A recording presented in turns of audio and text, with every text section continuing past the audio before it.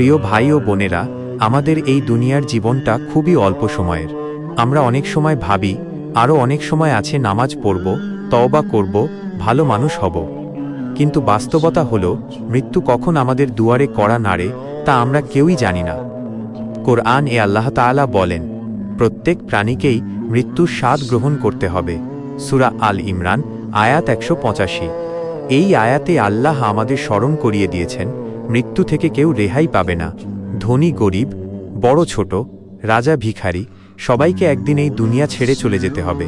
কিন্তু দুঃখের বিষয় হলো, আমরা এই অল্প সময়ের জীবনটা নষ্ট করে দিচ্ছি পাপ, গুনাহ আর অবহেলায়। অথচ আল্লাহ আমাদের সৃষ্টি করেছেন একটিমাত্র উদ্দেশ্যে। আমি জিন ও মানুষকে সৃষ্টি করেছি শুধু আমার ইবাদতের জন্য।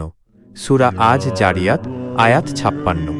ভাই ও বোনেরা, আমাদের প্রতিদিনই উচিত আল্লাহর কথা মনে রাখা, নামাজ আদায় করা, কুরআন তেলাওয়াত করা, ভালো কাজ করা। কারণ আমরা জানি না আজকের রাতটা হয়তো আমাদের জীবনের শেষ রাত হতে পারে।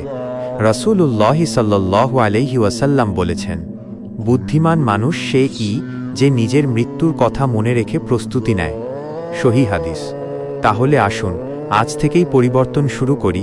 ৫ ওয়াক্ত নামাজ নিয়মিত আদায় করি, পাপ থেকে দূরে থাকি, সৎ কাজের দিকে আগাই আর আল্লাহর কাছে ক্ষমা চাই। শেষে দোয়া করি, হে আল্লাহ, আমাদেরকে সেই মানুষদের অন্তর্ভুক্ত করুন যারা মৃত্যুর আগে তওবা করার তাওফিক পায়, নামাজের মাধ্যমে আপনার সন্তুষ্টি অর্জন করে আর জান্নাতে চিরকাল থাকতে পারে। আমিন।